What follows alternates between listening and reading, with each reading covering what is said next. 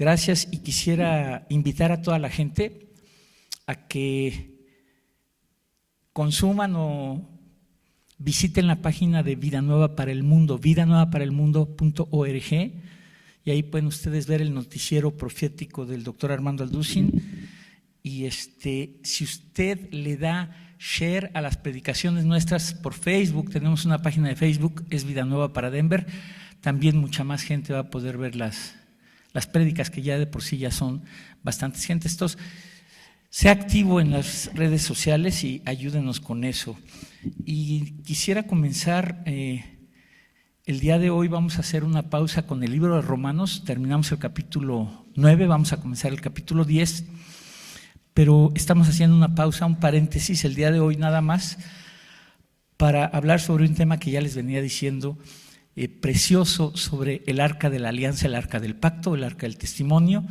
Tiene todos esos nombres, tiene que ver con el tabernáculo.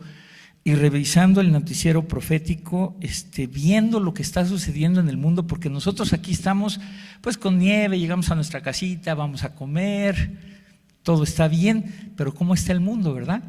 Y allá se están desarrollando situaciones que tarde o temprano nos van a afectar también a nosotros. Le comienzo diciendo que el tema de hoy tiene que ver con la construcción del tabernáculo. Vamos a estar en Éxodo 25, ¿sí? Este tabernáculo que Dios manda a construir y que le da los planos Dios a Moisés, no los toma de ningún lado. Moisés le da los planos Dios a Moisés y le dice: hazlo de acuerdo al modelo del cielo. Esto es increíble, hermano. Hazlo de acuerdo al modelo del cielo, ¿verdad? Y este tabernáculo, que tiene mucho que ver con el tema que estamos viendo el día de hoy, que Dios manda hacer para poder habitar por algún tiempo durante ellos, todo esto como sombras y figuras de lo que había que venir. Le hago una pregunta así a manera de introducción: ¿dónde habitaba Dios en los tiempos de Cristo? Recuerde que cuando manda a hacer el tabernáculo les dice: para que yo mi presencia se manifieste ahí en medio de, arriba del arca, en medio de los querubines, ahí voy a estar en el lugar santísimo. Pregunta: ¿dónde habitaba Dios en los tiempos de Cristo? En la persona de Jesucristo, exactamente. Y hoy, adentro de nosotros, somos el templo del Espíritu Santo. Esto es increíble. Así es que vámonos a Éxodo 25, por favor. Éxodo 25, en donde Dios comienza con la construcción, repito, de este lugar que Él le ordenó a Moisés construir, llamado el tabernáculo. Pero lo más increíble es que el comienzo de esta construcción comienza de adentro hacia afuera, porque así trabaja Dios, de adentro hacia afuera, y comienza con el centro, con el corazón de todo. Y el tema de hoy se llama el arca del testimonio. El arca del testimonio. Voy a leer Éxodo 25, versos del 10 al 16. Dice así: harán también un arca de madera de acacia. Todo esto tiene que ver, el Espíritu Santo no se equivoca si son 3 codos y medio, 2 codos y medio, el tipo de madera, todo tiene que ver absolutamente. Yo no sé si usted se acuerda quiénes son los masoretas. Los masoretas era el grupo de los judíos que se encargaban, perdón mami, no te digo, que se encargaban de reproducir los rollos. Y si se equivocaban por un punto o por una tilde, acuérdense que Jesús dijo que ni una tilde iba a pasar sin que se cumpliera. Cuando los masoretas se equivocaban por un punto en uno de los rollos para continuar de generación en generación, rompían todo el rollo por un punto, una tilde, y lo tenían que volver a escribir totalmente. Entonces, cada cosa que vamos a ver aquí es palabra inspirada por Dios, y el Señor escogió eso. Harán también un arca de madera de acacia, cuya longitud será de 2 codos y medio, su anchura de codo y medio y su altura de codo y medio. Y la cubrirás de oro puro por dentro y por fuera, y harás sobre ella una cornisa de oro alrededor. Fundirás para ella 4 anillos de oro, que pondrás en sus 4 esquinas, 2 anillos a un lado de ella y 2 anillos al otro lado.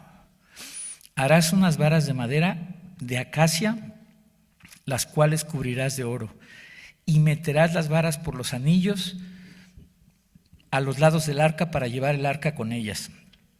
Las varas quedarán en los anillos del arca, no se quitarán de ella. Y pondrás en el arca del testimonio que yo te daré, y harás un propiciatorio de oro fino, cuya longitud será de 2 codos y medio y su anchura de codo y medio. Harás también 2 querubines de oro, labrados a martillo, los harás en los 2 extremos del propiciatorio, y sigue dando todos los detalles de esta arca del testimonio. Repito que es el comienzo de la construcción del tabernáculo. ¿Y cuáles eran los propósitos de Dios acerca de todo esto? Enseñarle a su pueblo acerca de la santidad y la majestad de Dios. Esto es increíble, lo vemos en muchos pasajes. Enseñarle a su pueblo cuáles eran los términos de la comunión con Él, cómo se tenían que acercar a Él. Ahora, todo esto que le estoy diciendo son sombras y tipos y figuras de lo que iba a venir después con Cristo Jesús. Entonces Dios les empieza a decir cómo acercarse a Él, que tenía que ser, y todas las doctrinas están aquí a través de la sustitución, de un sustituto inocente, de la muerte de un sustituto inocente, el derramamiento de la sangre, la necesidad de un mediador, que en ese tiempo, ¿quién era el mediador? El sumo sacerdote, en este caso Moisés cuando empieza, y el lugar de la propiciación ahí encima del propiciatorio, ¿verdad? Increíble. Y Dios comienza, repito, la construcción del tabernáculo, comenzando por el arca. Ahora, todo el tabernáculo nos habla de la obra de Cristo, de todo lo que Él hizo. Usted no se imagina el lavacro, las puertas, las cortinas, el color púrpura, todo tiene un significado. En todo está Cristo, absolutamente en todo, hermano. Y ahí es donde la gente no ve. Platicaba yo con un señor que conoce mucho de Biblia, pero no tiene a Cristo. Él vio un mueble, madera y aros, y no ve, como dice la Biblia, lo que Dios nos ha concedido para conocer a Cristo detrás de todas estas cosas, ¿verdad? Entonces, por eso comienza por el arca, porque el arca nos habla de la persona de Cristo, y es lo que vamos a ver el día de hoy. Un tema precioso. Repito los nombres: arca del pacto, arca de la alianza, arca del testimonio. Entonces Dios elige a una persona para que construya el arca.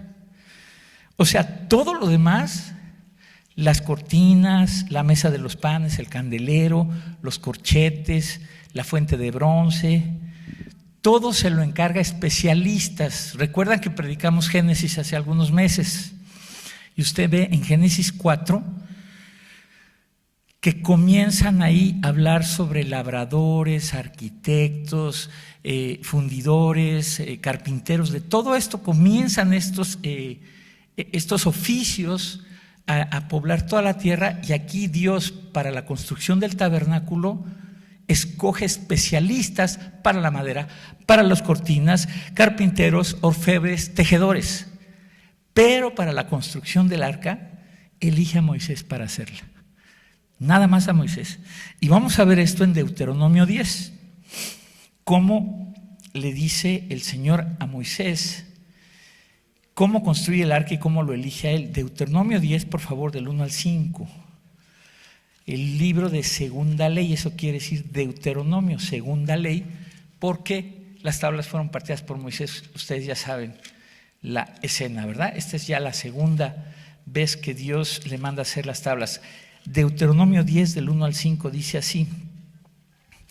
Hablando, obviamente, Moisés, porque estamos en Deuteronomio, de algo que ya había sucedido.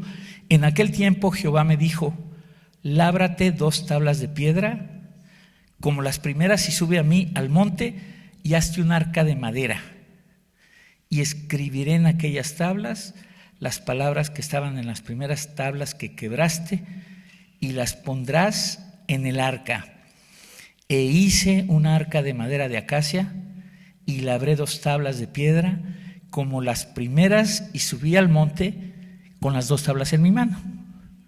Y escribió en las tablas, conforme a la primera escritura, los 10 mandamientos que Jehová os había hablado en el monte, en medio del fuego, el día de la asamblea, y me las dio Jehová, y volví y descendí del monte y puse las tablas en el arca que había hecho, y allí están como Jehová me mandó. Ojo, ponga mucha atención, hay cosas que no están en el Antiguo Testamento que las vamos a encontrar en el Nuevo Testamento. Y hay cosas que no están en el Nuevo Testamento que las vamos a encontrar en el Antiguo Testamento, y así se complementan los dos.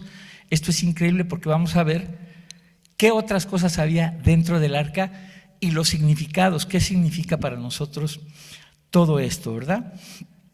Entonces, la construcción del tabernáculo comienza del lugar santísimo hacia afuera, simbolizando que Dios trabaja del interior hacia afuera, ¿verdad?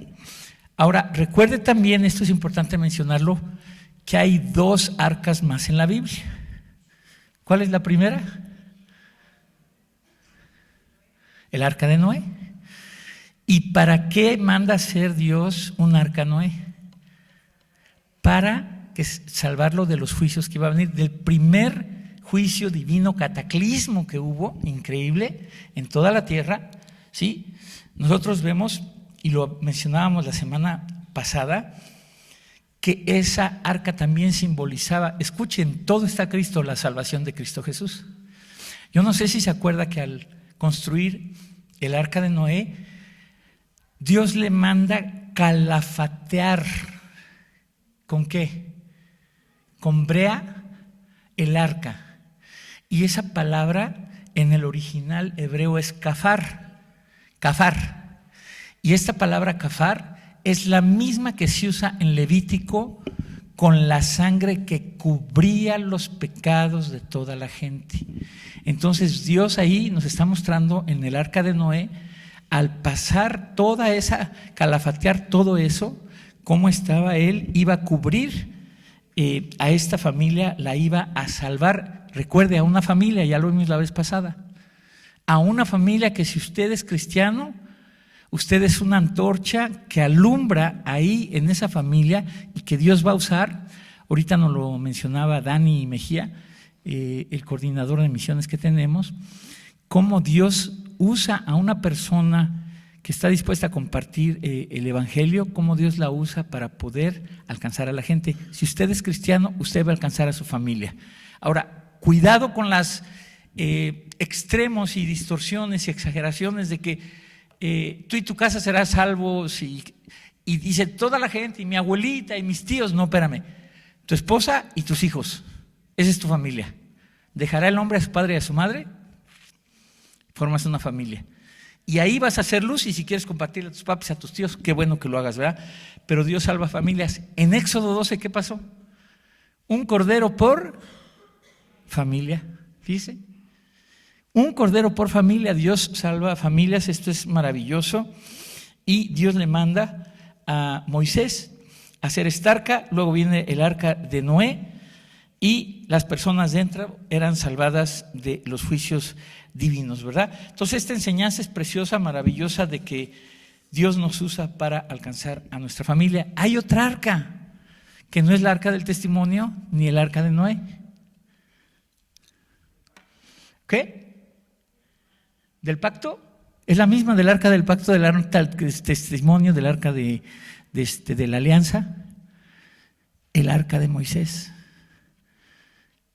¿Qué pasó? Dios salva al bebé Moisés, y en un arca, así dice la Biblia, de la ira del faraón, que representa, es una figura de Satanás queriendo matar, ¿sí?, a Moisés. Entonces también el bebé Moisés es salvado de la ira del faraón. Pero regresamos al arca del testimonio y vamos a ver los materiales. Hay 2 materiales nada más del arca: madera de acacia y oro. ¿Sabe de qué nos habla esto? La madera, esto obviamente nosotros estudiamos los comentaristas, los teólogos que tienen años y años y concuerdan en las mismas verdades centrales del Evangelio, la madera nos habla, escuche, de la humanidad de Jesús y el oro nos habla de la divinidad de Jesús. Esto es muy importante, porque ahora que estamos siempre en contacto con nuestra familia, yo quiero decir nuestra familia, muchos de nosotros tenemos familia que sigue siendo, o que no tienen religión, pero siguen siendo parte de la Iglesia Católica, Apostólica, Romana y todo eso, y muchas veces hablamos con ellos y nos preguntan, no, pues María es la mamá de Dios. Fíjense cómo se cambian las cosas, y ahí es la oportunidad para que nosotros podamos compartirle acerca de esta verdad tan preciosa, ¿verdad? Las dos naturalezas de Cristo. Cristo, escúcheme, esto es teología, 100% hombre, y Cristo 100% divino. No deja de ser una ni la otra. Esto se llama, si lo quiere apuntar, la unión hipostática con H. No es nombre de medicina, unión hipostática. Y esto es que en la persona de Jesús existen la naturaleza humana y la naturaleza divina. Le escuché decir algo a Armando tremendo. María fue la madre de Jesús, pero María no es la madre de el Cristo. Yo creo que sí entiende, ¿verdad? Esto viene de arriba completamente. Entonces, estas dos materiales, la madera y el oro, significan y simbolizan la humanidad de Cristo y la deidad de Cristo, ¿verdad? Y por eso muchas organizaciones o muchas sectas como los Testigos de Jehová o los mormones o incluso algunos católicos no entienden esto, porque te citan pasajes donde dice Jesús dijo que él no sabía la hora, que nada más su Padre que estaba en los cielos. Jesús dijo que él no podía hacer nada sin su Padre. Bueno, ¿saben por qué sucedió esto? Siendo él 100% Dios, porque en Filipenses 2, ahí les va otro nombre, esto se llama la kenosis, con K, kenosis. Él voluntariamente se despojó a sí mismo, no estimando el ser igual a Dios. Cristo viene en un cuerpo humano, se despoja a sí mismo, ¿sí? Y no estimando ser a Dios, se hace siervo. En muchas ocasiones él, dice la Biblia, tuvo sed, tuvo hambre, tuvo tristeza. Cuando llegan a buscarlo al huerto del Edén, Pedro saca una espada y ¿qué hace? Le corta la oreja. ¿Cómo se llamaba? Malco, pero quiso matarlo, nomás que no tenía puntería. Es la verdad. Y entonces, ¿qué le dice Jesús? ¿Qué no sabes que si yo quisiera, yo podría ahorita mandar 500 legiones de ángeles y hacerles y adiós todos? Y no lo hace, ¿por qué? Porque él en Filipenses 2 cuando dice se despojó a sí mismo tomando siervo y obediente hasta la muerte de cruz, él voluntariamente se sometió siempre a la voluntad de su Padre. Fíjese qué cosa más increíble. Al grado de que cuando le preguntan acerca de él, dice, antes de que Abraham fuera, yo ya era. Esto habla de la preexistencia de Cristo, ¿verdad? En Juan 1:1, en el principio era el verbo era con Dios y el verbo era Dios. Entonces es importante conocer estas dos naturalezas para poder explicarle a nuestros familiares, mira, sí, y ya hemos hablado de esto, María, un vaso de honra, Miriam, porque hay cristianos que han caído en el error gravísimo de atacar a María y lo único que hacen es alejarse de su familia católica. Y en la Biblia dice que Miriam, una doncella de 16 años, Dios la usó para traer a la humanidad de Cristo. Entonces tengamos ahí sabiduría y balance para poder compartir estas verdades. Bueno, esto es en relación a estos materiales. Madera representa la humanidad de Cristo, oro representa la divinidad de Cristo, ¿verdad? Ahora vamos a ver qué había dentro del arca del testimonio. ¿Qué había dentro del arca del testimonio? Venga hacia el Salmo 40, por favor. Salmo 40. Y recuerde que los salmos están divididos de muchas maneras y fueron escritos por diferentes personas, la mayoría por David, pero hay salmos de Moisés, hay salmos, y estas palabras que vamos a leer son palabras de Cristo. En cualquier Biblia de estudio que usted estudie y vea los versos 8 del Salmo 40 son palabras de Cristo. Esto es increíble porque la Biblia, hermano, nos prueba perfectamente que fue escrita por Dios. Por ejemplo, otro argumento que le van a dar a usted sus familiares: fue escrita por hombres, ¿sí o no? ¿Sí? Hombres inspirados por el Espíritu Santo.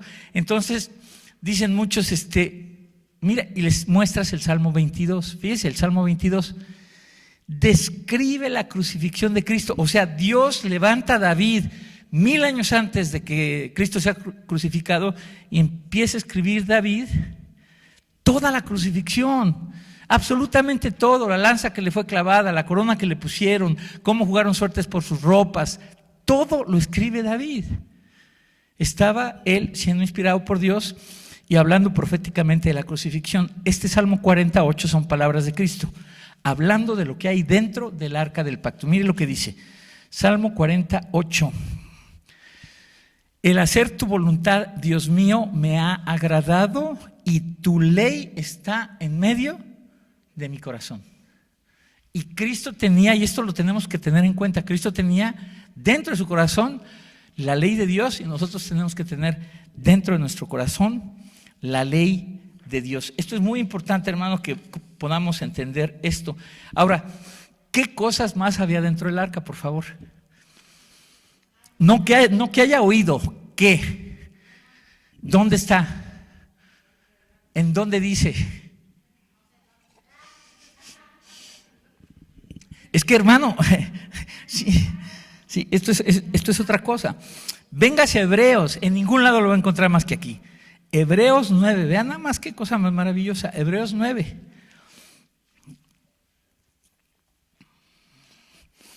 Y aquí hay una enseñanza preciosa, hermano. Hebreos 9, verso 4. Recuerde que el libro de Hebreos, me gusta siempre meterlo en el contexto, lo escribe Pablo a un grupo de hebreos, judíos, que querían regresar a los sacrificios. Y entonces Pablo les tiene que explicar perfectamente cómo ya no tenían que volver a los sacrificios y cómo ya había un solo sacrificio hecho una vez y para siempre. Mire lo que dice el verso 4. El cual tenía un incensario de oro y el arca del pacto cubierta de oro por todas partes. O sea, toda esa arca del pacto de madera estaba cubierta de oro, y arriba tenía una plataforma de oro puro macizo que era el propiciatorio con los querubines, que es donde se rociaba la sangre. Bueno, dice, rodeada, cubierta de oro por todas partes, en la que estaba una urna de oro que contenía, ahora sí, mami, el maná, la vara de Aarón que reverdeció, ahorita vamos a ver qué quiere decir eso, y las tablas del pacto. Esas tres cosas: el maná, la ley de Dios y la vara de Aarón que reverdeció. Estaba leyendo un reportaje ahora que estaba estudiando un poquito lo del noticiero profético, cómo hay un grupo o algunos grupos extremos que se han levantado diciendo: ya encontramos el arca de la alianza, ya encontramos el arca del pacto. Y la realidad es un misterio, ¿verdad? ¿Dónde está? Si Dios la escondió, si no la han encontrado, porque esto es increíble. Antes de pasar a lo que le quiero decir, ya están por abajo del templo, que es donde está la mezquita de Omar, en la parte de Jerusalén que Moshe Dayan, el general Moshe Dayan, le dio a los árabes para evitar una tercera guerra mundial, exactamente arriba del monte Moriah, donde Abraham sacrificó a su hijo, iba a sacrificar a su hijo Isaac. Ahí usted va a Jerusalén y desde lejos va a ver una cúpula dorada grandísima que se llama la cúpula de la roca o el Aqsa. Y abajo de ese lugar, fíjese, como una humillación la pone el Señor arriba de donde está el templo. Abajo están las ruinas del último templo que fue destruido por el general Tito, que les comentaba yo la semana pasada. Y dicen que ya están reconstruyendo por abajo esa parte del templo porque los judíos lo dice la Biblia, van a regresar y ellos siguen esperando el Mesías, quieren seguir haciendo sacrificios y para eso van a necesitar encontrar el arca del pacto, lo cual ya ha habido, pues no quiero decir charlatanes, pero gente que ha dicho, ya la encontramos y no se ha probado absolutamente nada. Bueno, entonces tenemos el maná, las tablas de la ley y la vara de Aarón que reverdeció. ¿Se acuerdan qué les dijo Jesús? Este es el pan de vida, yo soy el pan de vida. Y cómo el Señor lo sostuvo con ese maná y el pueblo judío, bueno, ¿de qué no se quejaba el pueblo judío? Del maná se quejaron. ¿Y qué les manda el Señor? Hasta que les saliera por las narices la carne. Imagínense nada más qué cosa tan tremenda, ¿verdad? Bueno, vamos a ver en primer lugar que este maná nos va a sostener toda la vida, esta palabra de Dios nos va a sostener toda la vida, porque no solo de pan vivirá el hombre, sino de toda palabra que sale de la boca de Dios. Aquí le tengo algo interesantísimo acerca de la vara de Aarón que reverdeció. Se lo cuento porque no podemos leer el capítulo entero. Números 16 y 17, escúchenme, esto tiene que ver con algo que sucede mucho aquí en la iglesia moderna en estos tiempos. Números 16 y 17, ¿usted tiene idea de qué habla? Es importante tener más o menos una idea de qué hablan, por lo menos algunos libros de la Biblia y algunos capítulos. Números 16 y 17, ¿sabe de qué habla? No le busque. La rebelión de Coré. Ya desde que salieron de Éxodo, en Éxodo 14, empieza María a quejarse después de haber visto 10 plagas y a levantar revoluciones. Y aquí vamos a ver una plaga dirigida, organizada. Ponga mucha atención porque esto sucede actualmente en la iglesia. Estas rebeliones, estas traiciones, estos movimientos surgen el día de hoy. Es exactamente lo mismo. Dice 1 Corintios 10, todo lo escrito en la Biblia está hecho para nuestra enseñanza hoy, actualmente. Entonces encontramos una rebelión dirigida por Coré en contra del liderazgo de Moisés y de Aarón. Fíjese, porque yo le tengo que decir esto y ahorita voy a tratar de tener un balance, porque sabemos que hay falsos apóstoles, sabemos que hay falsos pastores, sabemos que hay gente con negras intenciones, ¿verdad?, de rapar a las ovejas y de hacer daño.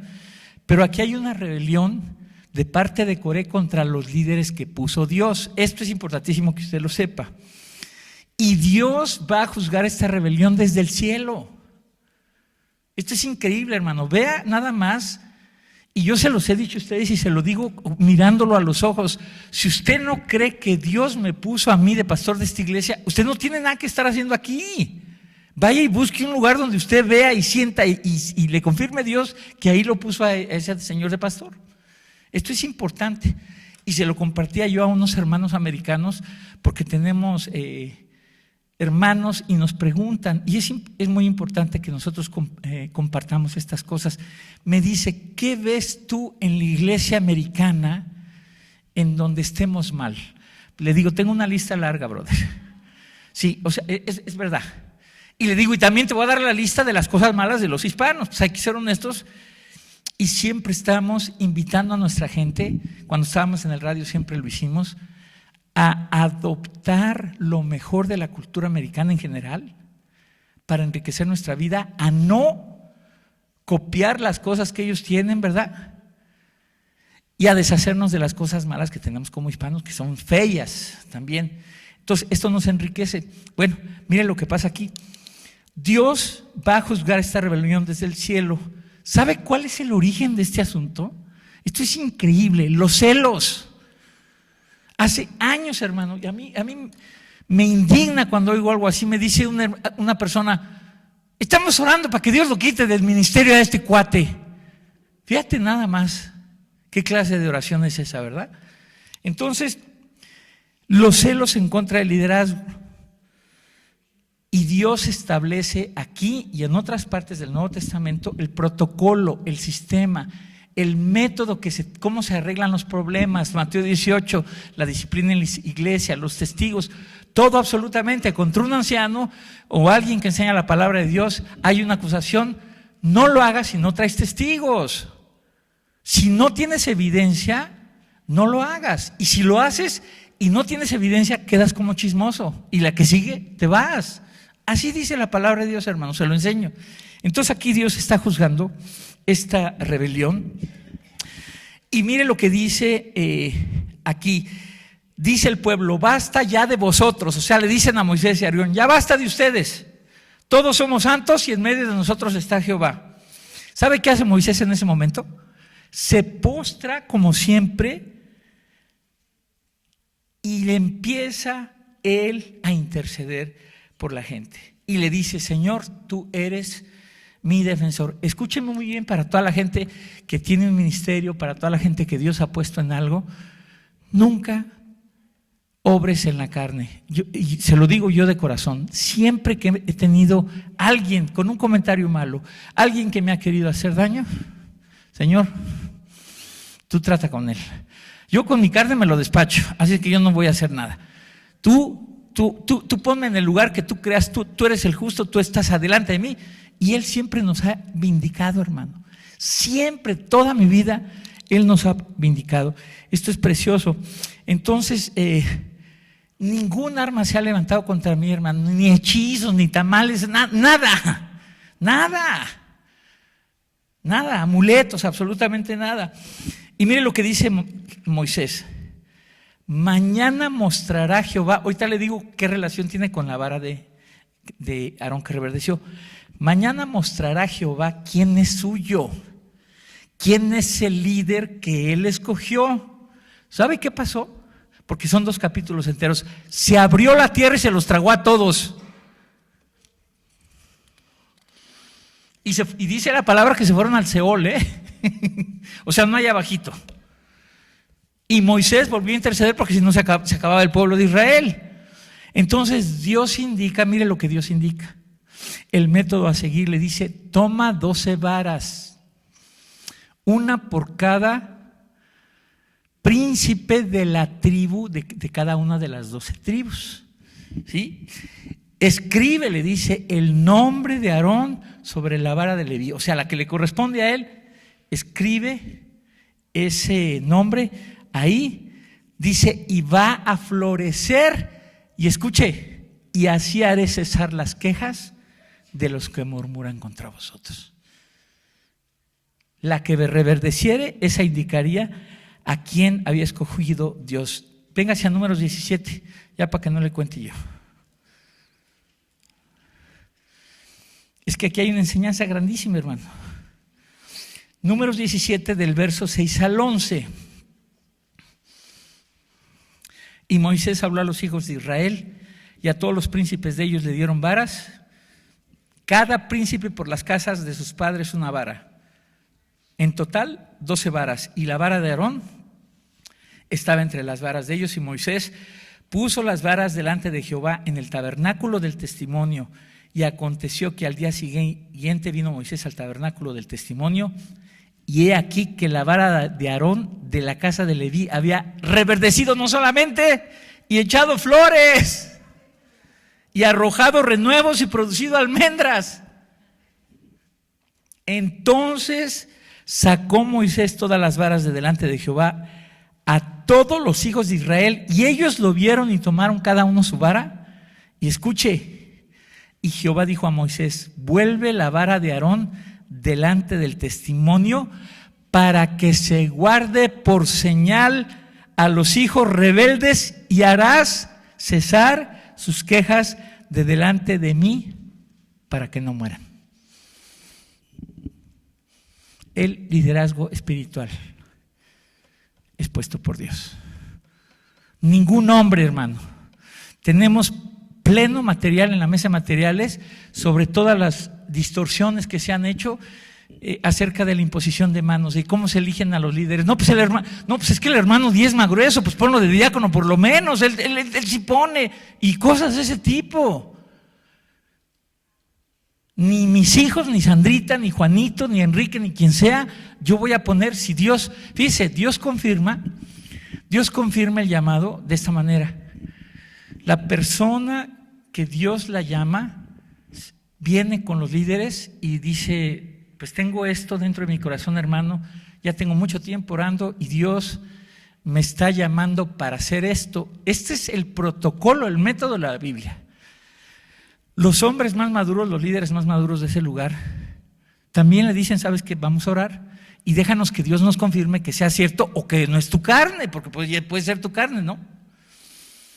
Cuando Dios confirma, los líderes que tienen más tiempo hacen esa confirmación, hacen ese compromiso con la persona. Si es pastorado, hay una ceremonia de ordenación, o si es alguna otra, simplemente líder de ministerio o cualquier cosa, somos responsables de confirmar con Dios que le ponga. Por eso siempre le digo a mis coordinadores, antes de escoger a alguien, siempre avísenos de qué se trata y quién es, ¿verdad? Esto es importantísimo, hermano, importantísimo. Entonces el liderazgo espiritual es puesto por Dios, que nadie se atreva a hacerse pastor por sí mismo, ¿ya?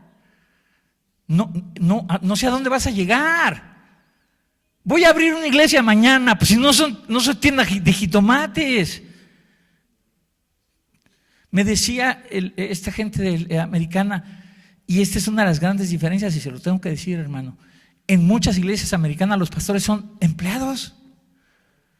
Y aquí vemos en la Biblia, Hechos 20, Apocalipsis, que Dios, el Espíritu Santo, escoge a los líderes espirituales para ser los pastores, ancianos, obispos. En Apocalipsis se le llama el ángel de cada iglesia y están a cargo de Dios. ¿Qué diferencia de iglesias donde vamos a votar para ver quién queda como pastor de esos tres? ¿Quién va a votar? 250 personas, 180 carnales y 70 semi-espirituales. ¿Van a escoger quién es el pastor? Pues no. Una locura. Entonces hay fallas graves y necesitamos nosotros hacer las cosas como dice la palabra de Dios. Dios es el que llama, y ese es lo primero, hermano. ¿Sabes qué? Estamos estudiando en el seminario Trinity o en el Moody, muy buenos, Dallas Theological, Denver, en el que sea, porque quiero ser pastor. Qué bueno que estudies, hermano, pero que Dios te llame. Es el llamado de Dios primero, luego viene la preparación teológica y luego viene la formación de carácter. Y ya otras cositas, tus relaciones, el siervo de Dios no es contencioso, lo leí ahorita Florecita, el siervo de Dios no es contencioso, sino apto para enseñar, amable, que con mansedumbre corrija a los que se oponen, para que Dios les conceda arrepentirse. Todo eso, el llamado de Dios, la preparación teológica, qué bueno que te prepares. Otro extremo, sobre todo de iglesias pentecostales y carismáticas, no estudies, hermano, que sea el Espíritu Santo el que te mueva. Y llegas ahí el domingo, pues muéveme, pues no estudiaste ni el tema. No se puede. Llamado de Dios, preparación teológica, formación de carácter. Son ustedes responsables, se los hemos dicho, de ver quiénes son sus líderes, hermano. Iglesias donde nunca ves al esposo con la esposa. Yo me canso de besar a mi Winnie Pooh ahí enfrente de ustedes para que vean. Pues nos tienen que, usted es responsable de saber con qué líderes está, a dónde se metió. Tengo 20 años aquí en Denver y hemos visto cada cosa increíble. Pastores que hacen de las suyas, depredadores sexuales, o sea, increíble. Ahí están todos mis coordinadores, ninguno tienen prohibido darle consejería a una mujer en una oficina cerrada. No pueden. Le llaman déjeme llamar a mi esposa, me llaman a mí, pastor, lo oí, es que necesito consejería, espéreme, le paso a Sandrita. ¿Usted cree que yo voy a estar oyendo intimidades? Pues no. O sabes qué, entre Sandrita y yo, con esta familia nos juntamos. O si son damas, pues déjeme llamarle una hermana. Aunque no hubiera nada, ya el hecho de que te metas a un cuarto, un varón con una dama, ya se prestan malas interpretaciones. No lo hagas, es sabio. Fíjese, aunque no hubiera absolutamente nada. Entonces Dios es el que llama, el que sostiene, el que confirma, el que vindica y el que deshace las rebeliones. Y el único que quita y pone. Yo le he dicho a mi gente, hermano, si Dios te da algo, yo no soy nadie para quitártelo. Y si Dios no te da nada, yo no soy nadie para dártelo. Aunque mañana te ponga el título de Monseñor Obispo de la Arquidiócesis de Denver, de Littleton, de nada te sirve. Entonces Dios es el único que puede humillar, Dios es el único que exalta, y este ejemplo, repito, se ve en las iglesias, tristemente se ve en las iglesias, hablo en general, el día de hoy. ¿Saben qué significaba esa vara? Ya para meterlos al contexto, ¿saben qué significaba esa vara? es la confirmación de Dios de quiénes eran sus líderes. Y le dijo, guárdala ahí para que siempre vean esa vara y sepan quiénes son los sacerdotes y a quiénes puse yo. Fíjese qué cosa más tremenda, ¿eh? Esa vara indicó durante el tiempo que estaban en el desierto a quién había puesto Dios para que no hubiera rebeliones. Hermano, yo se los he dicho también con todo cariño. Si usted no está de acuerdo con el pastor y ya no le cae bien gente en la iglesia, híjole, búsquese otro lugar. Es que ¿para qué está ahí hablando? ¿Para qué está ahí hablando? ¿Sabes qué? No, aquí ya no. O sea, antes de que, ahora que hagamos lo de Descubriendo Vida Nueva, que es algo que vamos a empezar a hacer, aunque todos ustedes los consideramos parte de nosotros, miembros y todo, pero queremos que ustedes conozcan quiénes somos, en qué creemos, todas las preguntas que ustedes tengan. Hermanos, ¿ustedes aquí hablan en lenguas? ¿Danzan? ¿Qué concepto tienen del Espíritu Santo? Las profecías, el milenio, todo eso lo vamos a hacer para que usted conozca y usted conozca también los beneficios que tiene como miembro de esta iglesia y las responsabilidades que le pedimos que cumpla con ellas. Por cierto, y lo tengo que aclarar, ya en el Nuevo Testamento no es diezmo, son ofrendas. El diezmo era en el Antiguo Testamento y era obligatorio.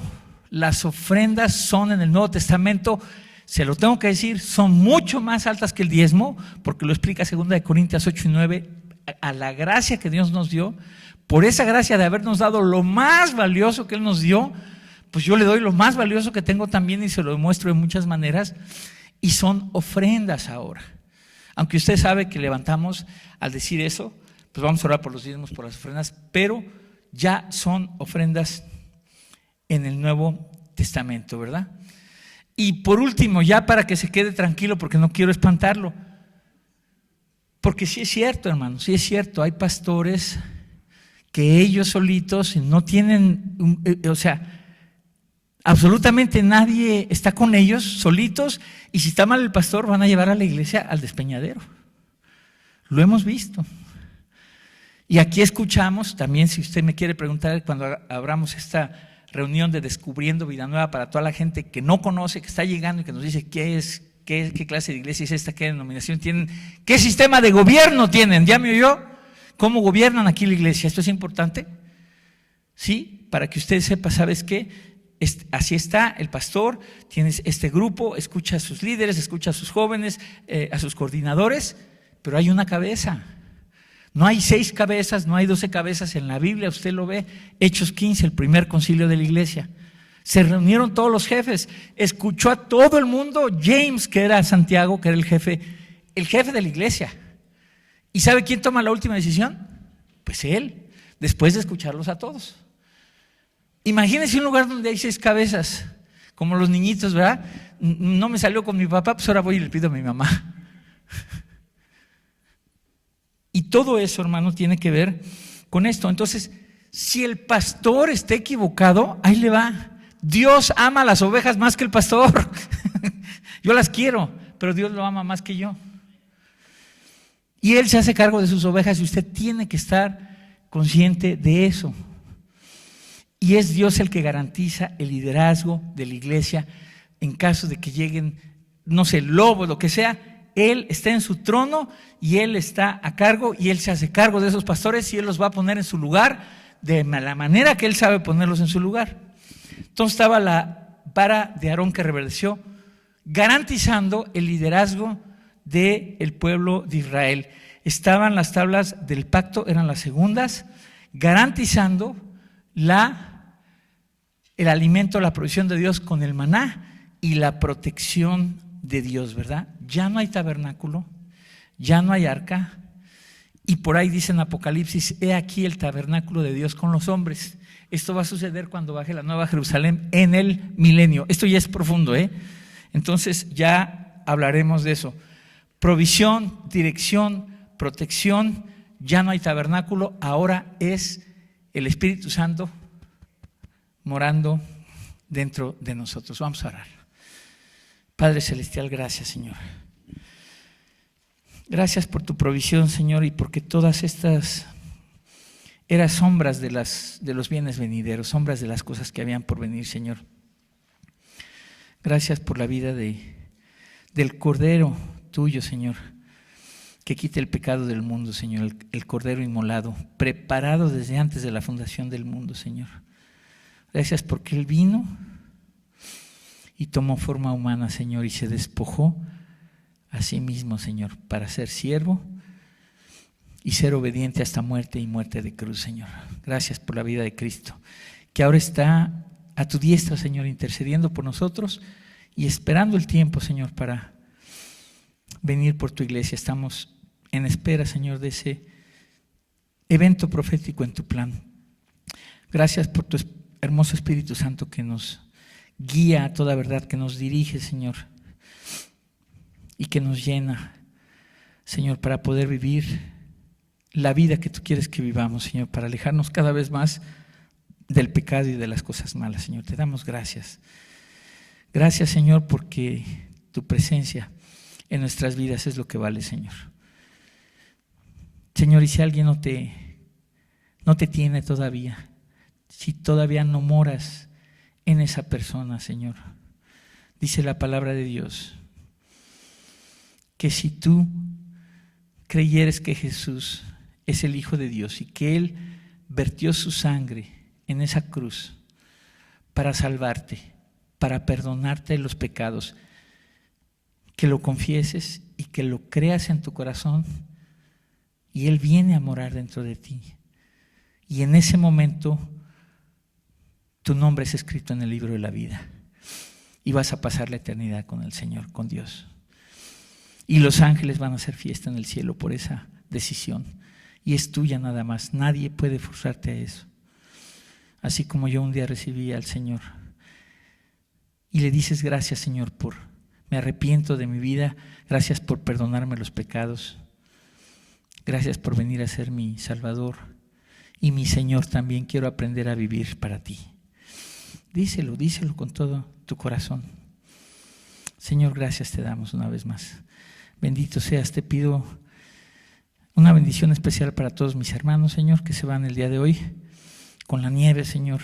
Y gracias porque todo lo necesitamos, la nieve, la lluvia, el sol, Señor. Te damos gracias, no nos quejamos de nada, te damos las gracias, Señor.